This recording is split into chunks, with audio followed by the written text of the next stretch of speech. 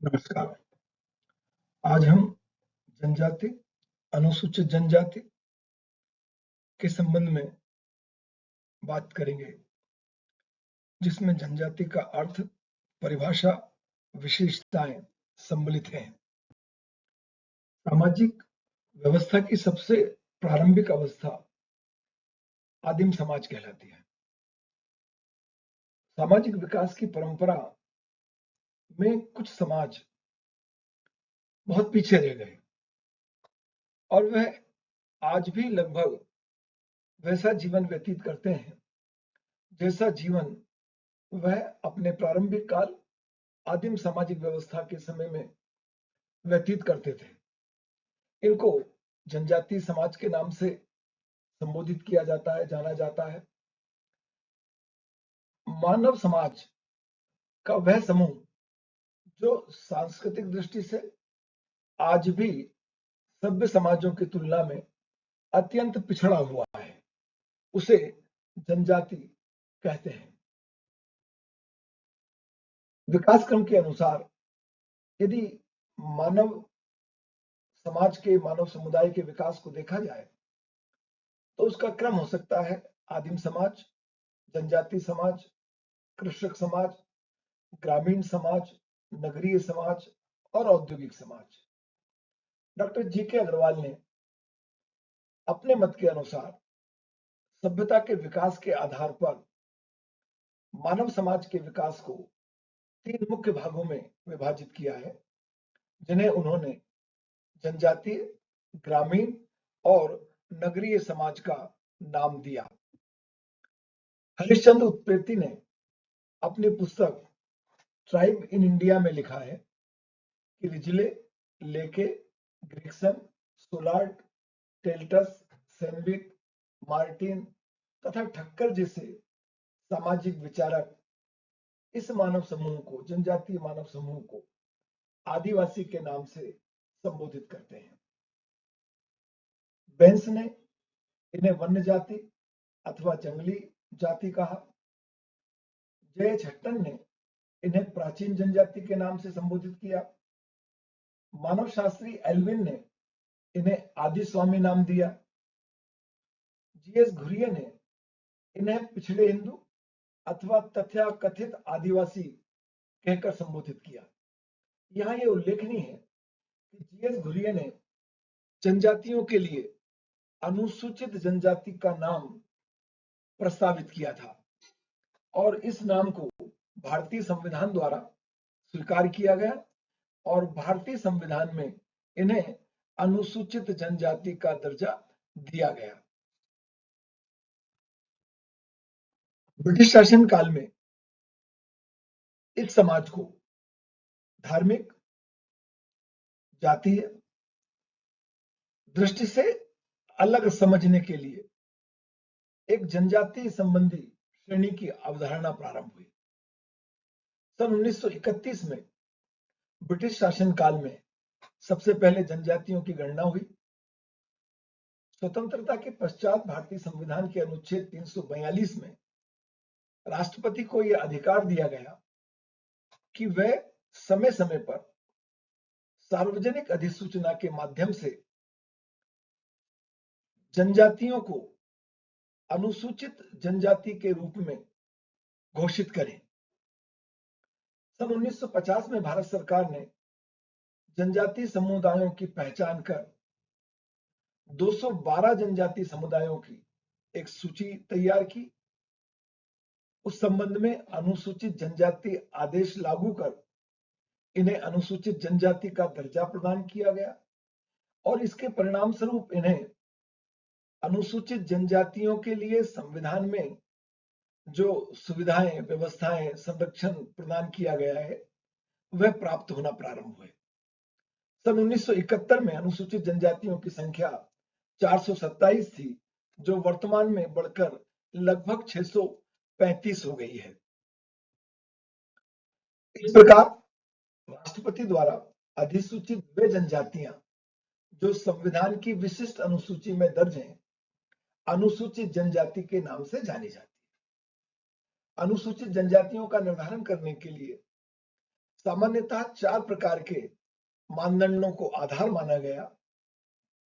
किस उनकी उत्पत्ति किसी जनजाति समुदाय द्वारा हुई हो, वह भौगोलिक रूप से पृथक किसी पिछड़े क्षेत्र में निवास करते हों, जिनका जीवन आज भी आदिम विशेषताओं से युक्त हो।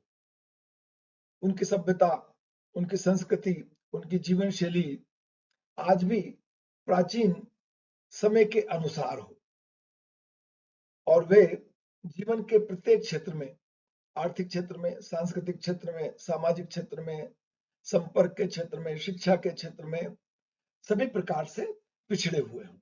इस आधार पर जनजातियों में से समूहों की पहचान कर उन्हें अनुसूचित जनजाति का दर्जा राष्ट्रपति द्वारा एक अधिसूचना के माध्यम से प्रदान किया जाता है।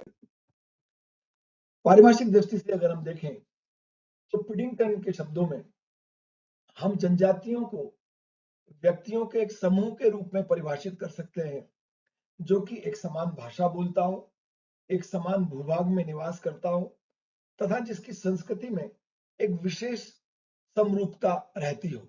पिडिंगटन जनजातियों को एक समूह के रूप में देखते हैं। वे ये मानते हैं कि उनकी भाषा एक समान होनी चाहिए और वह एक भौगोलिक क्षेत्र में निवास करते हो, निश्चित भौगोलिक क्षेत्र में निवास करते हो और उनमें सांस्कृतिक आधार पर एक जैसी विशेषताएं पाई जाती हैं। डीएन मजूमदार के अनुसार जनजाति परिवारों या परिवार समूहों का एक संकलन है। इनका एक सामान्य नाम होता है। ये एक भूभाग में निवास करते हैं, एक ही भाषा बोलते हैं और विवाह, उद्योग तथा व्यवसाय में एक ही बातों को निषिद्ध मानते हैं। एक दूसरे के साथ व्यवहार संबंध में भी इन्होंने अपने पुराने अनुभवों के आधार पर कुछ निश्चित नियम बना लिए हैं। डीएन मजूमदार की परिभाषा थोड़ी विस्तृत है। वे जनजातियों को परिवारों का एक समूह संकलन मानते हैं जो एक नाम से पहचाना जाता है, एक निश्चित भौगोलिक क्षेत्र में निवास करता है, एक भाषा बोलता है और अपने सामाजिक संबंधों के संबंध में, अपने आर्थिक संबंधों के संबंध में एक ही प्रकार की बातों को निषेध मानते हो। उन्होंने अपने अनुभवों के आधार पर अन्य लोगों के साथ व्यवहार के संबंध में कुछ निश्चित नियम भी बना लिए होते हैं। जनजाति की विशेषता है। जनजाति परिवारों का एक समूह है, जैसा कि इसके नाम से ही स्पष्ट है। जनजाति एक ऐसा समूह है जो एक समान प्रजाति तत्व, एक समान भाषा, एक समान संस्कृति को मानने वाले परिवारों का समूह होता है। यह समान प्रकार के रीति रिवाजों को मानने वाले परिवारों का एक बड़ा समूह भी माना जाता है। अगली विशेषता है एक सामान्य नाम। प्रत्येक जनजाति का अपना एक नाम होता है। उस नाम से वह जानी जाती है, जैसे गोंड, भील, भिलाला, कोरकू इत्यादि। प्रत्येक जनजाति एक निश्चित भौगोलिक क्षेत्र में, एक निश्चित भूभाग में फैली हुई होती है और यह भौगोलिक क्षेत्र उनकी विशिष्ट पहचान होता है। इस विशिष्ट क्षेत्र में फैले हुए क्षेत्र को एक नाम भी दिया जाता है, जैसे बेगाचक क्षेत्र में, भारिया पातालकोट क्षेत्र में, भाडिया, मुरिया, अबूझमाड़ क्षेत्र में रहते हैं। एक निश्चित भौगोलिक क्षेत्र की मान्यता जनजातियों के संबंध में होने के बाद भी डॉक्टर रिवर्स मानते हैं कि कई जनजातियां घुमक्कड़ जीवन व्यतीत करती हैं। इसका जवाब देते हुए डॉक्टर मजूमदार कहते हैं कि घुमक्कड़ जनजातियां भी एक निश्चित भौगोलिक क्षेत्र में ही भ्रमण करती हैं, सभी स्थानों पर बहुत विस्तृत क्षेत्र में नहीं घूमती।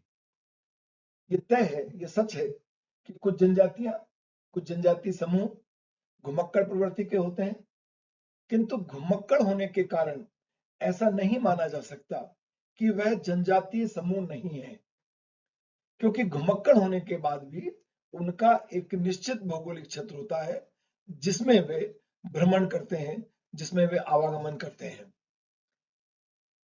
एक सामान्य भाषा। प्रत्येक जनजाति अपनी एक सामान्य भाषा के माध्यम से आपसी संपर्क स्थापित करती है, विचारों का आदान प्रदान करती है। परंतु कुछ जनजातियों में अपनी लिपि का विकास न होने के कारण वह स्थानीय बोलियों का प्रयोग करती हैं। भाषा एवं बोली के माध्यम से जनजातियां अपनी संस्कृति को एक पीढ़ी से दूसरी पीढ़ी में हस्तांतरित करती हैं। जनजाति एक अंतर्विवाही समूह भी है। प्रत्येक जनजाति ये मान्यता देती है, ये मान्यता रखती है कि अपनी जाति में ही विवाह करना चाहिए, अपनी जाति में ही, अपनी जनजाति में ही विवाह करने की वह स्वीकृति देती हैं। और केवल स्वीकृति नहीं देती हैं, बल्कि इस संबंध में उनके जो सामाजिक नियम है वे उनका बहुत कठोरता से पालन करते हैं। जनजातियों में हम की भावना पाई जाती है, परंतु ये हम की भावना भी बहुत उच्च स्तरीय होती है। जनजातियां एक निश्चित भौगोलिक क्षेत्र में चूंकि जीवन यापन करती हैं, इसलिए उनमें एक समान प्रकार की संस्कृति भी पाई जाती है। इसके कारण उनके मध्य पारस्परिक सहयोग और सहायता की एक भावना का विकास होता है। और पारस्परिक सहयोग और सहायता की यह भावना हम की भावना को विकसित करने में, सामूहिकता की भावना को विकसित करने में सहायक होती है। जनजातियों में उच्च स्तरीय हम की भावना पाई जाती है। धर्म एवं जादू का महत्वपूर्ण स्थान। जनजातियों में, उनके जीवन में धर्म और जाति बहुत महत्वपूर्ण है। प्रकृति पूजा, आत्मवाद, जीववाद, जादुई क्रियाएं इनके जीवन का आधार है, जिनका यह पालन करते हैं। आर्थिक आत्मनिर्भरता। जनजाति आर्थिक आधार पर एक आत्मनिर्भर संगठन है। इनमें जो आत्मनिर्भरता होती है, आर्थिक आत्मनिर्भरता, वो आजीविका स्तर की होती है। वस्तु विनिमय, आर्थिक संबंध और नातेदारी ये बहुत सीमित लोगों के साथ, अपने परिचित लोगों के साथ ही स्थापित करना पसंद करते हैं। प्रत्येक जनजाति का अपना एक राजनीतिक संगठन होता है। इस राजनीतिक संगठन का एक मुखिया होता है। इस मुखिया का स्थान जनजाति राजनीतिक संगठन में सबसे प्रमुख है। वह अपने समाज की, अपनी जनजाति की परंपराओं का पालन कठोरता से कराता है, जनजाति समूह पर नियंत्रण रखता है। यदि जनजाति समूह के सदस्य अपनी परंपराओं का पालन नहीं करते, उनका उल्लंघन करते हैं, तो उनको दंड देने के लिए भी वह अधिकृत होता है। और इस एक राजनीतिक संगठन होने के कारण जनजातियों में एक विशिष्ट प्रकार की एकता पाई जाती है। जनजातियों की एक समान संस्कृति होती है। प्रत्येक जनजाति के सदस्य अपनी उस सामान्य सांस्कृतिक विशेषताओं के अनुसार अपना जीवन यापन करते हैं। उनकी प्रथा, रीति रिवाज, कला, धर्म, नृत्य, वस्त्र, भोजन, रहन सहन सब एक समान होता है। जनजाति सदस्य अपना जीवन अपनी संस्कृति के अनुसार व्यतीत करते हैं, और न केवल व्यतीत करते हैं, बल्कि वह ये मानते हैं कि उनकी संस्कृति दूसरे जनजाति समूहों की तुलना में श्रेष्ठ है। जनजाति में नातेदारी का बहुत महत्वपूर्ण स्थान है। जनजाति के लोग अपने आर्थिक, सामाजिक और राजनीतिक संबंध अपने नातेदारों तक ही सीमित रखना पसंद करते हैं। जनजाति में विवाह, भोजन तथा अन्य व्यवस्थाओं के संबंध में भी कुछ निश्चित निषेध होते हैं, और उन निषेधों का पालन करना जनजाति के प्रत्येक सदस्य के लिए अनिवार्य होता है। निषेधों का पालन नहीं करने की स्थिति में भी दंड देने के लिए उनका राजनीतिक संगठन जो है वो उत्तरदायी होता है, वो उनको दंडित करता है, ताकि लोग, जनजाति के सदस्य अपनी प्रथाओं, परंपराओं, रीतियों, संस्कृति, धार्मिक मान्यताओं का पालन करें। पिडिंगटन ने इन विशेषताओं के अतिरिक्त 3 और विशेषताएं बताई हैं। जनजाति समाज निरक्षर समाज होता है। कम पढ़ा लिखा वर्तमान समय के संदर्भ में अगर देखें तो, अतीत के संदर्भ में देखें तो निरक्षर समाज भी कहा जा सकता है, परंतु अब उनमें शिक्षा का स्तर बढ़ रहा है, ऊंचा हो रहा है। निम्न प्रौद्योगिकी स्तर, वह जो जीवन यापन करते हैं उस जीवन यापन में वह अपने द्वारा खोजी गई निम्न स्तर की प्रौद्योगिकी का ही प्रयोग करते हैं। उनके जीवन में आर्थिक प्रकार का विशेषीकरण, श्रम का विशेषीकरण नहीं पाया जाता। इस प्रकार हम कह सकते हैं कि जनजाति एक निश्चित भौगोलिक क्षेत्र में रहने वाला वह आत्मनिर्भर मानव समूह है जो अंतर्विवाही समुदाय है, जो एक सामान्य भाषा बोलता है, एक समान संस्कृति का पालन करता है और अपने से संबंधित सांस्कृतिक और धार्मिक नियमों और निषेधों का कठोरता से पालन करता है और इसी कारण वह दृढ़ सामुदायिक भावना के आधार पर संगठित रहते हैं। उनमें उच्च स्तरीय हम की भावना पाई जाती है और निषेधों का पालन नहीं करने पर, सांस्कृतिक विशेषताओं का पालन नहीं करने पर राजनीतिक संगठन द्वारा, जनजाति के राजनीतिक संगठन द्वारा अपने सदस्यों को दंडित भी किया जाता है ताकि संगठन बना रहे, जनजाति अपने अस्तित्व को बनाए रखे। धन्यवाद।